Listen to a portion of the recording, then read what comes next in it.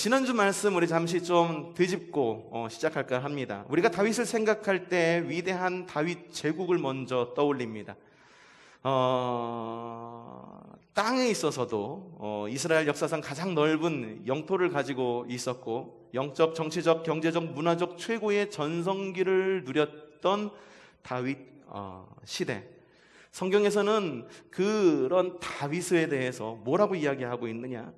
사도행전 13장 22절에 이렇게 적혀 있습니다. 함께 큰 소리로 읽어보죠. 시작.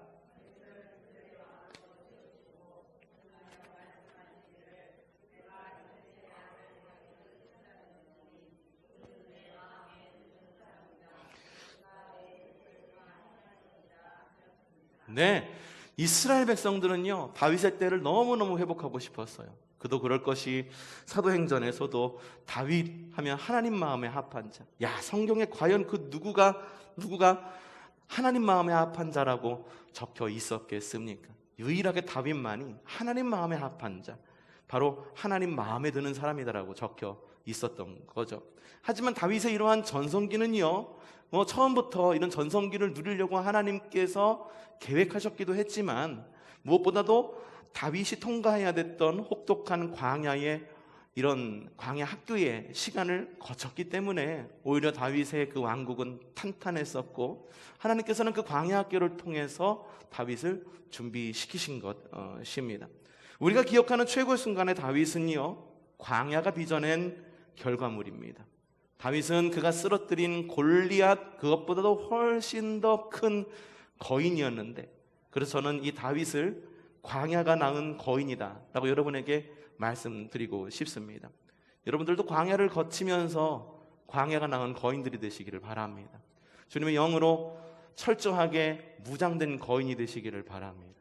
그냥 광야를 겪으면서 마음만 강팍해지고 하나님을 예배하기보다도 그래, 건강이 최고지, 그래, 돈이 최고지, 그래, 뭐가 최고지, 자꾸만 우상을 만들어내는 그런 괴물이 되는 것이 아니라 하나님께서 세우시고 하나님께서 일으키시는 영적 광야의 거인들이 되시기를 바랍니다. 다윗에게 광야는요, 주님을 만나고 훈련받던 장소였었습니다. 다윗의 광야 학교는 1학년과 2학년 시기로 나눠졌다라고 지난주에 말씀을 드렸어요. 지난주에 설교했던 말씀, 그건 바로 광야 학교 1학년의 시기에 대한 설교였었죠.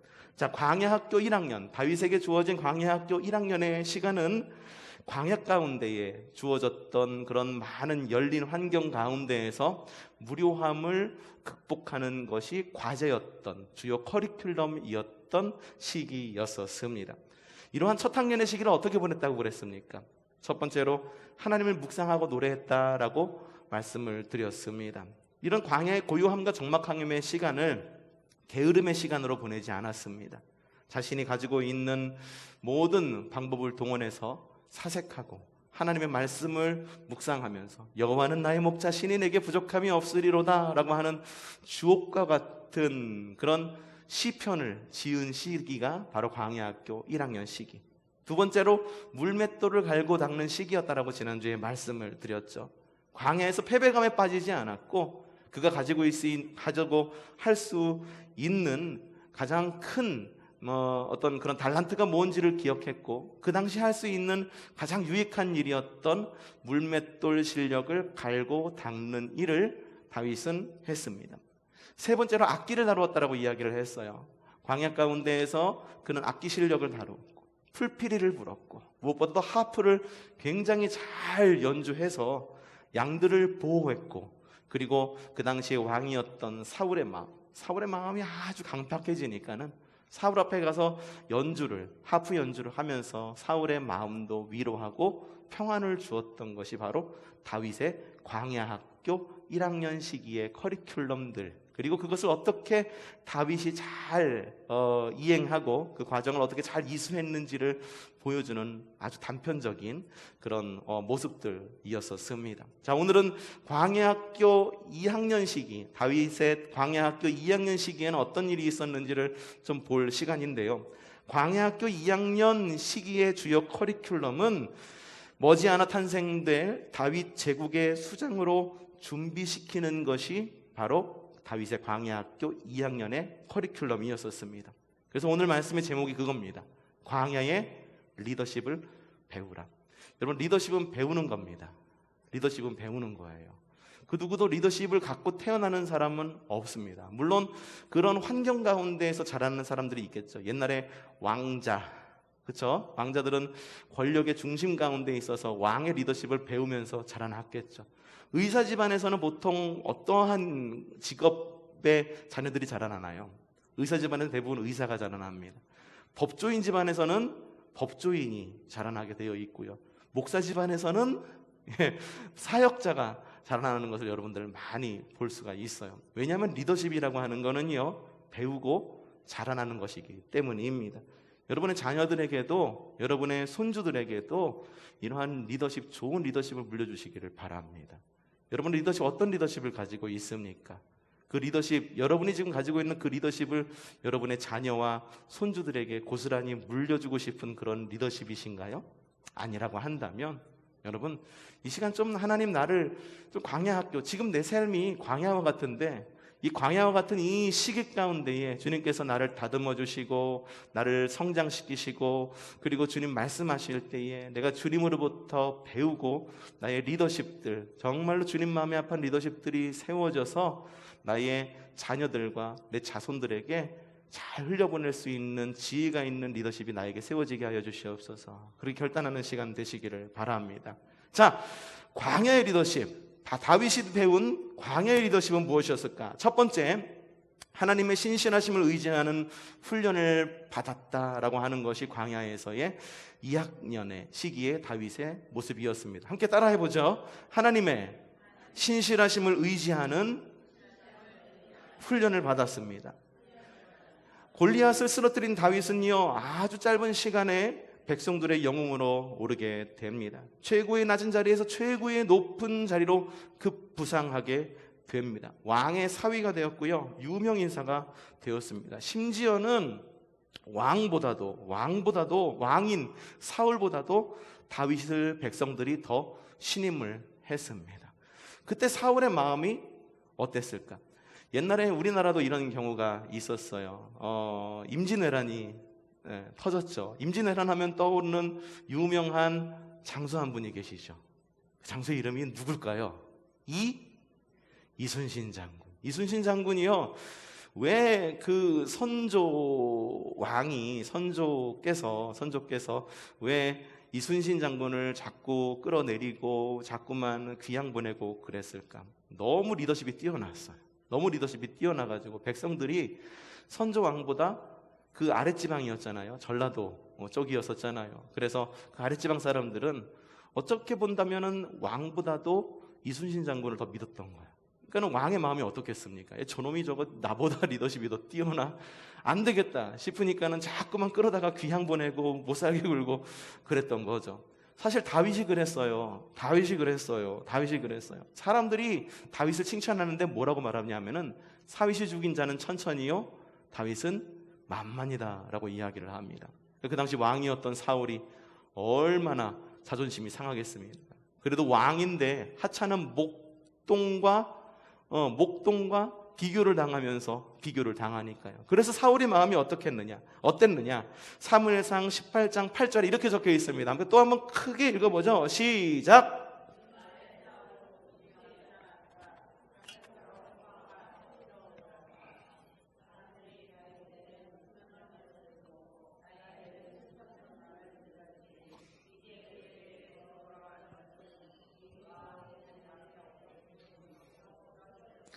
여러분, 사울을 한번 봅시다.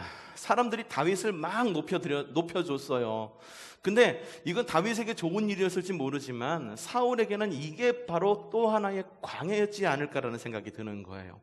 사울은 그가 닥쳤던 그 광야를 어떤 식으로 보냈느냐? 다윗은 광야학교 1학년의 시기 어떻게 보냈다라고 지난주에 말씀을 드렸잖아요. 사울은 이 광야의 시기를, 스스로 만든 이 광야의 시기를 어떻게 보냈느냐? 몹시 언짢아했고 자꾸 언짢은 생각을 생각하고 묵상하면서 화가 치밀어 오르는 것을 갖다가 참지 못했고, 그리고 야, 다윗이 죽인 자는 천천히요, 그리고 사울이 죽인 자는 천천히요, 다윗은 만만이다. 이게 말이 되는 일이야. 그러면서 자꾸 투덜거리면서 그의 광야의 시기를 그렇게 보낸 거예요. 여러분, 여러분의 광야의 시기를 이렇게 보내시면 안 됩니다. 언짢아하거나 화를 참지 못하거나 투덜거리면서 여러분의 광야의 시기를 보내지 마십시오. 여러분의 광야의 시기를 하나님이 여러분을 빚어가시는 그런 시기로 만드시기를 바랍니다. 사울은요, 마음 가운데 시기심이 있으니까 언짢았고 화가 났고 투덜거리면서 다윗을 못 살게 구는 거예요. 어떡하겠습니까? 왕이 나를 미워하는데. 어쩔 수 없이 다윗은 다시 광야로 나아가게 됩니다. 이미 다윗은요, 광야 학교 1학년을 지나면서 광야를 한 번 겪었어요. 한 번 겪었으니까 야, 2번이라도 못 견디냐? 2번이라도 못 견디겠어? 라고 말하면서 기쁨으로 광야로 나아갔을까요? 아닙니다. 광야는 광야입니다. 여러분들도 그렇잖아요. 저도 그래요. 늘 똑같이 겪는 어려움이고 늘 똑같이 겪는 광야라고 해도, 야, 지난번에 한 번 겪었으니까 이번에 겪으면은 좀 무던하게 잘 넘어갈 수 있겠지, 그렇게 생각을 하고 광야를 겪는다 할지라도 그 광야가 막상 나에게 닥치면 광야는 광야예요. 이전에 겪었던 광야가 있다 할지라도 지금에 겪는 광야가 그래서 한번 겪었기 때문에 무던해지는 것이 아니라 그 광야는 똑같이 나에게 고통이 있다라고 하는 거죠. 다윗에게도 똑같습니다. 다윗도 이전에 광야 학교 1학년을 겪기는 했지만 광야는 광야였다. 더군다나 다윗은요, 이미 한껏 올라갔던 사람이에요. 떴던 사람인 거예요. 그런데 떴던 사람이 그냥 다시 끌어내려져 가지고 다시 광야로 나아가서 새 출발을 하라고 주님께서 다윗을 인도해서 광야로 나아가라 하시네. 다윗의 마음이 어땠을까? 어쩌면 다윗의 마음도 충분히 이렇게 언짢아하고 화가 치밀어 오르고 투덜거릴 수 있을 만한 그런 환경이었을 거라고 우리는 쉽게 생각할 수가 있습니다. 더군다나 그가 최고의 자리에 있었을 때 다윗에게 큰 힘이 되어주었던 지파가 있습니다. 그 지파 이름이 유다 지파예요. 근데 유다 지파라고 하는 이 사람들이 굉장히 얄팍한 충성심이었던지라 다윗이 광야로 나가니까는 다윗 편에 들지 않고 오히려 사울 편에 딱 붙어가지고 다윗이 어디로 도망간다면 다윗이 어디로 갔대요. 다윗이 또 다른 데로 도망가면은 다윗이 또 어디로 도망갔대요. 그러면서 막 고자질하면서 다윗을 배신하며 은신처를 밀고 하기까지 했다라고 하는 거죠. 다윗은요, 다시 광야로 나갔고 믿는 사람에게 발등도 찍히고 이때 충분히 다윗은 절망할 수도 있었을 겁니다. 왜 또 나에게 이런 일이, 나에게 또 왜 이런 일이 닥쳤을까? 하지만 다윗이 하나님 마음에 합한 자라고 여겨지는 이유는요, 이러한 또다시 겪는 똑같은 광야 시기였다 할지라도 하나님을 의지하는 신실함을 갈고 닦는 시간으로 또다시 그 시간을 사용했기 때문에 다윗은 하나님 마음에 합한 자라고 성경에 기록될 수 있었다라고 하는 거죠. 다윗은요, 똑같이 겪은 그런 어려움이라 했을지라도 광야 가운데에서 하나님의 신실하심을 의지하는 훈련을 받고 그 가운데에서 또다시 연단을 받고 그 가운데서 또다시 성장하는 그런 리더십을 배울 수가 있었다라고 하는 거예요. 이 바울이 하나님을 믿고 하나님을 의지하고 하나님의 신실하심을 의지해서 하나님께 맡기는 이 리더십이 언제 빛을 발하느냐? 엔게디 동굴에서 이 사울이 다 다윗을 죽이려고 막 쫓아오는데 이 사울이 갑자기 배가 아픈 거예요. 그래서 그래서 화장실을 찾는데 광야 가운데 화장실이 어디 있어? 그래서 화장실에 들어갔는데 엔게디 광야의 한 이 동굴 안으로 들어가서 볼일을 열심히 보고 있는데 하필이면 그 동굴 안에 누가 있었을까? 다윗이 있었어요. 무방비 상태요. 여러분, 화장실에 가서 앉아있는 상태가 여러분들 가장 무방비 상태잖아요. 누가 문 벌컥 열면 어떻게 돼? 어이구 깜짝이야 하면서 그냥 뒤로 흘러서 그냥 자빠지기도 하고 진짜 깜짝 놀라면 어떻게 뭐 할 수가 없잖아요.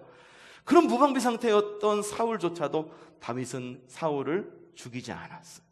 살려두었어요.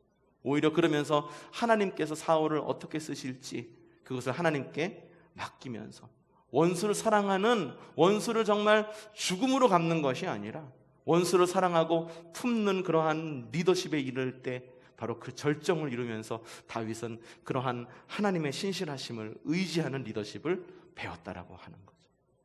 여러분, 어려움의 때에 있습니까? 그럴 때 하나님의 신실하심을 의지하시기를 바랍니다. 하나님의 신실하심을 의지하는 리더십을 배우시기를 바랍니다.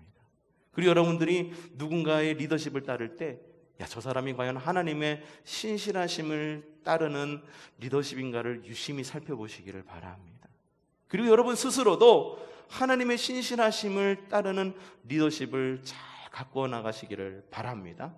두 번째로 다윗은 광야에서 충성스러운 군대를 얻었습니다.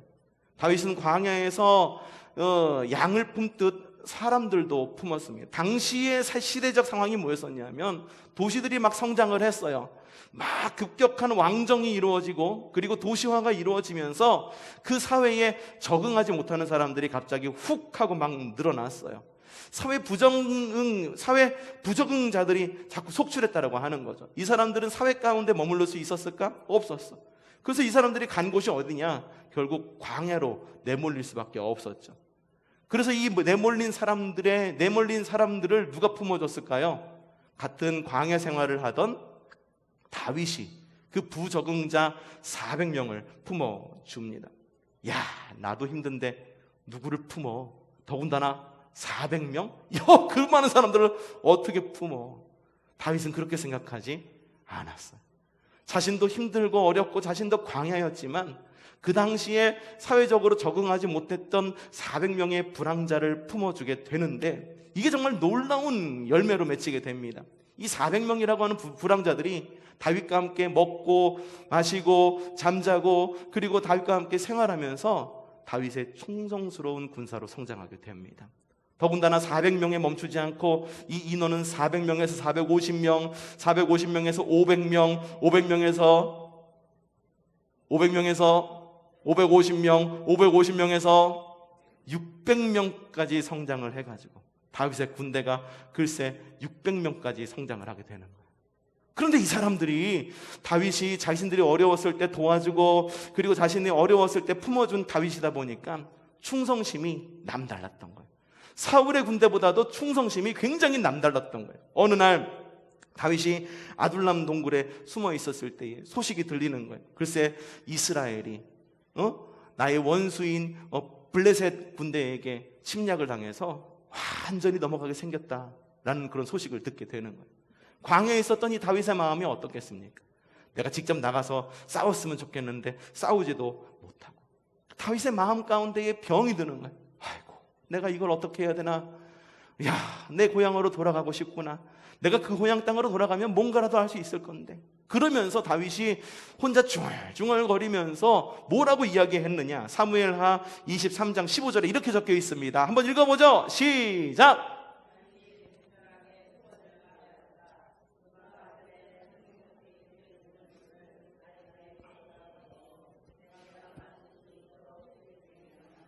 야, 지금 이스라엘은 어떤 상태입니까?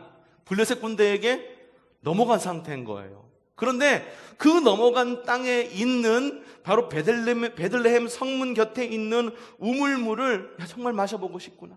그때 내가 자라면서 양들을 먹였던 그 우물물, 내가 목말랐을 때 마셨던 그 우물물, 고향 땅에 있는 바로 그 우물물을 내가 정말 다시 한번 마시고 싶구나. 그래서 혼자 중얼중얼 하는 거예요. 이때 3명의 용사가 나타나서 목숨을 걸고 적진을 향해 들어갑니다. 밤중에 갔겠죠.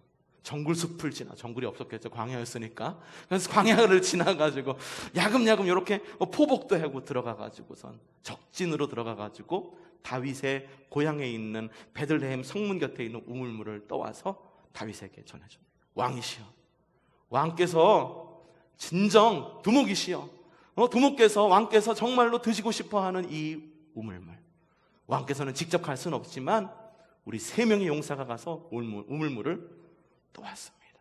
드시고 왕이시여 힘을 내십시오. 여러분, 이러한 이야기를 들었을 때 다윗은 어떤 마음이 들었겠습니까? 그래, 내가 좀 기운을 내야지, 내가 거두어야 될 가족들이 있고 내가 거두어야 할 600명의 군사가 있는데 내가 이렇게 자리에 앉아가지고 자리 보존하면서 이렇게 있을 땐가? 다윗은 그 가운데에서 힘을 얻을 수 있었던 겁니다. 더군다나 다윗은 600명이라고 하는 군사를 얻게 됩니다. 목숨까지도 바쳐가지고 적진을 향해 가가지고 우물물을 떠올 정도의 충성심을 가지고 있는 600명이라고 하는 군사. 다윗은 광야에서 인고의 시간을 통해 다윗 제국의 군사를 얻을 수 있었다라고 하는 거죠. 여러분들도 광야 학교를 지나면서 좋은 믿음의 사람을 만나시기를 바랍니다. 광야 학교 여러분들 혼자 걸어가는 것 아닙니다. 광야 혼자 걸어가는 것 절대 아닙니다. 우리와 함께 주위를 한번 돌아보십시오. 비슷한 환경 가운데 놓인 사람들, 혹은 나와 똑같지는 않지만 똑같이 어려운 가운데에 걷고 있는 사람들이 얼마나 많은지 모릅니다. 건강의 어려움으로 광야를 걷고 있는 사람들, 재정이 부족해서 어려움을 겪고 있는 사람들, 관계가 잘 풀어지지 않아서 어려움을 겪고 있는 사람들, 그 모든 사람들을 품고 그 모든 사람들과 함께 광야를 잘 이끌어 가시기를 바랍니다. 광야를 함께 이겨나간 바로 그 친구가요, 좋은 시대가 왔을 때 정말로 좋은 친구가 되는 겁니다. 코로나 시대잖아요. 이 코로나 여러분들과 함께 극복할 수 있다라고 하는 것이 얼마나 큰 복인지 모릅니다. 담임 목사 혼자 이 코로나 시대 헤쳐나가는 것 아니잖아요. 훌륭하신 장로님들도 계시고, 신실하신 권사님들도 계시고, 꾸준하신 집사님들도 계시고, 그리고 이 자리를 채우는 모든 성도들과 함께 이 시대를 지나고 있는 거죠. 함께 어려움의 때에 함께 어려움을 극복한 친구들, 그 친구가 이 시기가 지났을 때에는 더없이 좋은 친구로 더 두터운 우정이 쌓일 줄로 믿습니다. 그러니 이 시기 여러분 서로 의지하셔서 사람을 얻는 시간 되시기를 바랍니다. 자, 다윗은 세 번째로 이 광야학교 2학년 가운데 무엇을 배웠을까? 함께 따라해 봅시다. 통치 감각을 배웠습니다. 자, 사울의 시기심으로 더 이상 도망갈 곳을 다윗이 잃어버리게 됩니다. 그래서 이 다윗이 결국은 도망간 곳이 어디였냐 하면은 블레셋으로 망명을 합니다. 여러분들 잘 알고 있잖아요. 블레셋 하면 떠오르는 한 명의 장수가 있죠. 누구? 골리앗을 갖다가 다윗이 어떻게 했습니까? 야, 골리앗을 깨부순 사람이 다윗이에요. 그러니까 블레셋으로 망명 갔다라고 하는 것은 적국으로 도망을 갔다라고 하는 거예요. 더 이상 내 편이 될 줄 아군이 없다라고 여기고 600명의 군사를 이끌고 적국으로 망명을 간 것입니다. 당시에 블레셋의 왕은 아기스라고 하는 왕이었습니다. 여러분, 아기스입니다. 하기스 아니에요. 뽀송뽀송 하기스 아니에요. 아기스 왕. 무슨 왕? 아기스 왕이 그 당시에 블레셋을 통치하고 있었어요. 근데 다행히 다윗을 신뢰합니다. 그래서 자신의 충신이었던 골리앗을 때려눕힌 다윗이었는데 다윗을 믿었어요. 왜 믿었을까? 이 옛날에 요즘 사람들이 하는 말이 있어요. 적은 나의 뭐다? 친구다. 여러분 그렇잖아요. 평소에 사이가 정말로 안 좋던 사람이 있었었는데 이 안 좋던 사람이 또 다른 나하고 안 좋은 관계와 가지고 있는 또 다른 사람과 사이가 틀어졌어. 그러면 어떻게든 세상 사람들은 그러잖아요. 어떻게든 또 다른 사람이 내 편이 되려고 그동안에 사이 좋지 않았던 사람한테 가가지고선 이렇게 말도 막 조심스럽게 하고 사랑도 막 전해주는 듯 하면서 자기 편을 만드는 게 사람의 원칙적인 이런 습성이잖아요. 그러니까 아기스도 생각한 거예요. 야, 다윗 지금 사울하고 사이가 안 좋다며. 야, 그래, 다윗이 어떤 애니? 야, 그래, 다윗이 지금 다윗 왕국을 이어받을 만한, 그 이스라엘 왕국을 이어받을 만한 리더십을 가지고 있고, 심지어는 골리앗을 쓰러뜨렸어. 야, 내가 골리앗 말이야. 내가 잘 알잖아. 왜? 우리 장수였으니까. 얼마나 뛰어난 장수였어. 그래, 다윗이 쓰러뜨렸단 말이야. 다윗은 얼마나 훌륭한 장수야. 근데 다윗이 사울하고 관계가 틀어졌으니 다윗을 내 편으로 만드는 게 이득이다? 이득이 아니다? 이득이다라고 생각한 거지. 그래가지고 아기스가 다윗의 망명을 받아줍니다. 다윗이 아기스 왕의 신임을 아주 굉장히 두텁게 받게 돼요. 그래서 심지어는 어떠한 일까지 벌어지느냐, 사무엘상 27장 6절 말씀 한번 읽어보죠. 자, 시작! 그러자 아기스는 그날 당장 시글락을, 무엇을? 시글락을 다윗에게 주었다. 시글락이 뭘까? 도시락일까? 먹을 것까? 뭘까? 도시예요. 도시를 다윗에게 주었다. 그래서 시글락이 이날까지 유다 왕들의 소유가 되었다. 다윗에게 네게브에 있는 시글락이라고 하는 성을 하사하게 됩니다. 야, 내가 네 리더십 확실하게 알았어. 골리앗을 쓰러뜨린 너의 리더십 알았어. 내가 이 땅을 줄 테니까는 너 사울에게 원수인 그 사울에게 사무쳤던 그 마음을 이곳 가운데서 마음껏 풀면서 사울보다 커져서 사울하고 대적해. 싸워! 라고 말하면서 싸움을 부추기려고 성까지 주면서, 도시까지 주면서 다윗을 신임합니다. 이 적의 영토에서 적에게 하사받은 이 땅을 가진 다윗은 어떻게 했고 무엇을 했을까? 야, 그것 가운데서 그래, 이 사울 나를 갖다가 죽이려고 했고 나를 광야로 몰았어? 감히 이럴 수가 있어? 그러면서 복수의 칼날을 갈았을까? 절대 아닙니다. 다윗은 그 마음이 하나님의 중심에 확실하게 붙잡힌 사람이었었어요. 그래, 어떻게 했느냐? 사무엘상 27장 10절 말씀입니다. 자, 읽어보죠. 시작. 아기스는 을에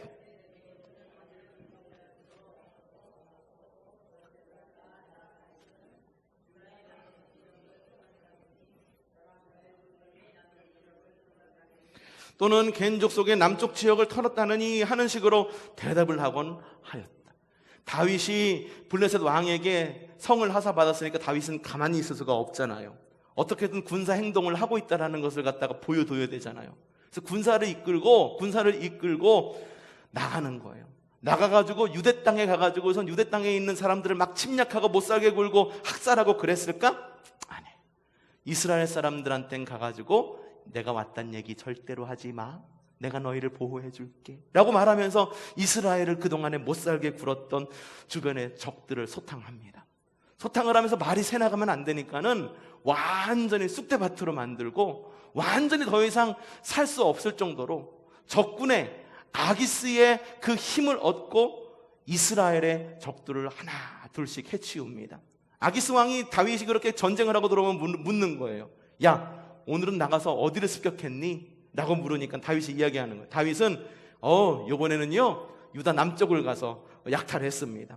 여라무엘 독장 남쪽 지역을 털었어요. 겐족 속 남쪽 지역을 털었습니다 하면서 자꾸만 이 핑계 저 핑계 대면서 자신의 힘을 쌓고 하나님의 군대로서 힘을 쌓아가고 훈련받고 그러면서 이스라엘을 보호하면서 자신은 하나 둘씩 조금씩 성장하고 있었던 것입니다.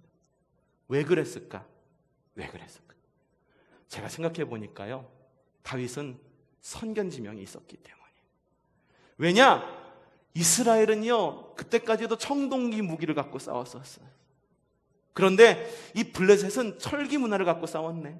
청동하고 철기하고 싸우면 누가 이깁니까? 단단한 철이 당연히 이기지. 그리고 블레셋은 이미 오랜 시간 동안 왕권을 이어왔기 때문에 왕에 대한 통치 기술이 남달랐다라고 하는 거예요. 그러니 다윗이 이스라엘에 가갖고 왕이 되어서 블레셋과 싸운다고 한다면 당연히 누가 이겨요? 블레셋이 이기는 거잖아요. 그러니까 다윗은 그 호랑이를 잡기 위해 호랑이 굴로 들어간 것이 아닌가. 그런 생각이 들더라고요. 야, 그렇다. 다윗은 정말로 그 어려움의 광야의 시기를 복수의 칼날을 가는 시기로 지낸 것이 아니라 진짜 적이 누구인지를 확실하게 분별하고 적을 물리칠 힘을 기르는 시간으로 지냈구나. 그런 생각이 드는 거예요. 여러분, 여러분의 광야 가운데서도 여러분 그냥 그 광야 시절을 보내지 말고 리더십을 확실하게 세우는 여러분들 되시기를 바랍니다. 통치 감각을 세우십시오. 어려움 가운데에서 만나는 또 다른 사람들도 있을 것입니다. 그동안 평안할 때에는 교회 생활, 집 생활만 잘 하면은 그냥 모든 것이 그냥 저절로 흘러가는 듯 싶었어. 근데 어려움을 시기 겪으니까 그동안에 내가 만나지 못했던 사람들도 같이 만나게 되더라는 것. 제가 알고 있는 저기 아랫지방에 있는 목사님도 지금 코로나 시대에 겪어서 굉장히 어려움을 많이 겪고 있더라고. 그러면서 무슨 일을 시작했냐 하면은 목수일을 시작하셨더라고요. 목수일을 시작하셨어요. 그러면서 목수일을 하면서 그동안에 만나보지 못했던 그런 목수들과 만나고 교제하면서 목수의 삶을 들여다보게 되었다라고 하는 거예요. 얼마 전 통하면서 그러는 거예요. 내가 교인들 더 이상 무시하면 안 되겠다라는 생각을 내가 일을 하면서 느끼게 됐어. 일주일 내내 사회에 나가고서 그렇게 열심히 일하고 그렇게 어렵게 돈 벌고 그렇게 살다가 주일날 나와서 예배하는 성도들, 정말 성도들의 신앙이 목사보다 낫다라는 생각이 들더라. 저한테 그렇게 이야기를 하더라고요. 어려움을 겪으면은요, 그동안에 만나지 못했던 사람들도 만나게 되고 그동안에 관계를 맺지 못했던 사람들과의 그런 관계도 맺게 되게 됩니다. 그러니 여러분, 어려운 광야 가운데에 있다 할지라도 그 시기를 그냥 흘려 보내지 말고 다른 사람들 많이 만나 나의 힘으로 삼고 하나님 나라의 일을 하기 위한 초석으로 삼을 수 있는 여러분들 되시기를 바랍니다. 그래서 다윗은 어떻게 됐느냐? 그렇게 광야학교 1학년, 2학년을 마친 다윗은 어떻게 됐느냐? 사무엘하 5장 4절에서 5절 말씀입니다. 읽어보죠. 시작! 다윗은 왕이 되어서 40년 동안 다스렸다. 그는 헤브론에서 7해 6달 동안 유다를 다스리고 예루살렘에서 30해 동안 온 이스라엘과 유다를 다스렸다. 이 다윗의 이스라엘 통치 시기는 또 두 개로 나눌 수가 있어요. 다윗의 통치 전반기와 다윗의 통치 후반기로 나눌 수 있는데, 전반기에는 7년 6개월 동안 유다만 통치를 했어요. 유대는 남쪽에 있는 유다만 통치했다라고 하는 거예요. 근데 유다를 통치했다라고 하는 건 다윗이 힘이 있어서 유다를 갖다가 갖고 이게 가가지고선 유다의 왕이 되었다라고 하는 것이 아니라, 다윗이 블레셋에 있을 때 블레셋 아기스 왕의 봉신 국가로서의 어떤 유다 족속의 그런 왕으로 세움을 받은 거예요. 거기서의 통치 기간이 7년 6개월이라는 시간이었었어요. 그런데 사울이 그런 동안에 블레셋과 전쟁을 하게 됩니다. 큰 전쟁이 일어났어요. 그 전쟁이 일어나서 사울과 아들들이 나가서 전쟁에 나가서 싸움을 하는데, 글쎄 이 사울과 아들들이 그 전쟁에서 모두 전사하게 됩니다. 왕권인 나라예요. 그런데 그 나라의 왕이 무너졌네. 이스라엘 민족의 왕이 무너졌을 뿐만 아니라 이스라엘 나라도 같이 무너지는 그런 운명의 그런 것으로 함께 흘러가게 되어 있을 수밖에 없었어요. 바로 이 시간을 다윗은 놓치지 않았어요. 그 시기에 다윗이 어떻게 했냐면은 북이스라엘까지도 완전히 흡수합니다. 그래서 완전히 통일 왕국 이스라엘, 완전히 무너져가는, 정말로 광야, 아무런 것도 남아있지 않은, 지푸라기도 남아있지 않은 것 같은 이스라엘을 다시 재건을 해서 나머지 몇 년입니까? 33년 동안 남유다의 왕이 아니라 남북 온 이스라엘을 통치하는 왕으로 세워지게 됩니다. 그것을 지켜본 블레셋 가만히 있었을까? 어쭈, 요놈 봐라, 속셈을 이제 드러냈네 라고 말해서 다윗에게 싸움을 걸어옵니다. 싸움을 걸어왔는데 다윗과의 전쟁이 일어났는데 누가 이겼을 것 같습니까? 다윗이 이겼습니까? 블레셋이 이겼을 것 같습니까? 당연히 다윗이 이겼어요. 어떻게 이길 수가 있었을까? 만약에 다윗이 광야 학교 1학년의 시기, 2학년의 시기를 에헤라디야, 될 대로 되라, 우울한 마음 가운데에 저기 그냥 골방 가운데에서 있었거나, 실력을 달고 닦지 않았거나, 리더십을 개발하지 않았거나, 사람을 세우지 않고 나의 리더십을 개발하지 않았다라고 한다면 다윗은 자신이 정작 높은 자리에 올라왔을 때 블레셋과 싸움에서 이길 수 있었을까? 절대 이길 수가 없었어요. 다윗은 광야학교 1학년, 2학년 시기를 아주 훌륭하게 우등생으로 졸업했기 때문에 블레셋과의 전투 가운데서도 이길 수 있었고, 블레셋의 전투 가운데서도 이길 수 있었었고, 이스라엘이 회복하고 싶은 최고의 시기였던 다윗 왕국의 시기를 다윗은 이루어갈 수 있었던 것입니다. 여러분, 다윗은 분명 광야에서 낙심할 수도 있었습니다. 광야학교 1학년 때 가장 천한 직업이었던 목자, 이 목자라고 하는 이 직업이 얼마나 천한 직업이었던지, 형들 아무도 하기 싫어했던 그 목자라고 하는 그 억지 사역 가운데에서 묵묵하게 버텨내요. 하지만 이 시간을 자신이 갈고 닦는 시간으로 보내어서 하나님을 묵상하고 노래하고 물맷돌 실력, 악기 실력을 닦는 데 사용했고, 광야학교 2학년의 시기에는 유명 인사로 올라갔다가 갑자기 순식간에 광야의 도망자로 전락되어서 좌절할 수도 있었지만, 이 기간을 리더십을 키우는 시간으로 보내며 하나님의 신실하심에 의지하는 방법을 훈련받았고, 군대를 얻었고, 그리고 앞선 철기, 문명, 왕권의 시기에 그 국제적 통치 감각을 익히는 시간으로 보냈기 때문에 다윗이 정말로 하나님의 나라를 세워나가려고 마음을 먹고, 하나님께서 그를 사용하려고 마음 먹고 그를 들었을 때에 바로 그를 사용하실 수 있었던 것입니다. 여러분, 우리는요, 다윗 제국의 영화를 떠올리기 전에 다윗의 광야 학교를 반드시 기억해야만 합니다. 어쩌면 광야 학교는 기약이 없습니다. 혹독합니다. 하지만 이 광야 학교가 있기에 준비될 수 있음을 기억하시기를 바랍니다. 많은 사람들의 영적 문제가 뭔지 아십니까? 광야 학교 없이 그냥 영광만을 누리려고 하는 것입니다. 요즘 젊은이들이 많이 하는 얘기 있잖아요. 금수저, 무슨 흙수저 이야기 많이 하잖아요. 출발점이 다르기 때문에 나는 이 정도밖에 할 수 없어 라고 하는 패배감에 사로잡혀 있잖아요. 여러분, 이 패배감에서 벗어날 줄 알아야 돼요. 어려움이 있다 할지라도 그 어려움의 시기를 나를 성장하는 시기로, 잘 갈고 닦는 시기로 여러분들을 삼으시기를 바랍니다. 그랬을 때, 기회가 왔을 때 그 기회를 내 것으로 삼을 수 있는 거지, 맨날 흙수저라고 나에게 주어진 것은 광야뿐이라고 여겨지면서 그 가운데에서 낙심하고 있다고 한다면, 낙심만 하고 있다고 한다면 하나님께서 쓰시고자 할 그 적절한 시기에 우리를 사용할 수가 없다라는 걸 여러분들 꼭 기억하시기를 바랍니다. 영광만을 누리려고 여러분 그냥 그것만 따라가려고 하지 마십시오. 일확천금 그것만 바라고 여러분들 그것만 따라다니지 마십시오. 우리 가운데 있는 광야가 있다고 한다면 이 광야의 시간을 적절하고 그리고 훌륭하고 배움의 시간으로 승화하고 하나님과의 관계, 이웃과의 관계로 온전히 잘 이렇게 이루어갈 수 있는, 회복할 수 있는 그런 시간으로 만들어 가시기를 바랍니다. 십자가의 죽음 없이 부활이 없듯이 광야 학교가 없이 영광을 누리는 그런 공짜 심보에서 벗어나는 우리가 되었으면 좋겠습니다. 우리는 광야 학교에 있습니다. 각자의 광야 학교에 있을 줄도 모릅니다.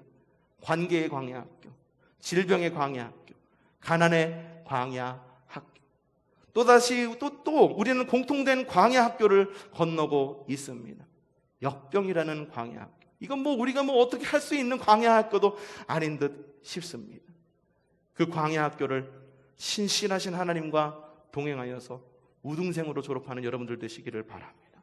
그래서 하나님 나라와 십자가의 영광을 마음껏 누릴 줄 아는 여러분들의 삶이 되시기를 바랍니다. 또한 광야에서 배운 리더십이 분명히 여러분들에게 있을 것입니다. 그 리더십을 광야의 땅에 다시 뿌리는 여러분들 되시기를 바랍니다. 광야에서 훈련받은 그 리더십, 내가 단련됐으니까는 나 혼자만의 유익으로 그렇게 남겨두지 마시고요.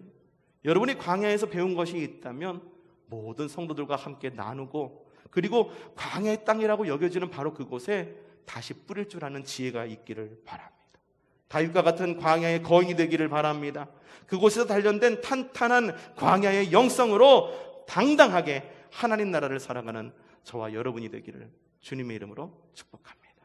기도하십시오.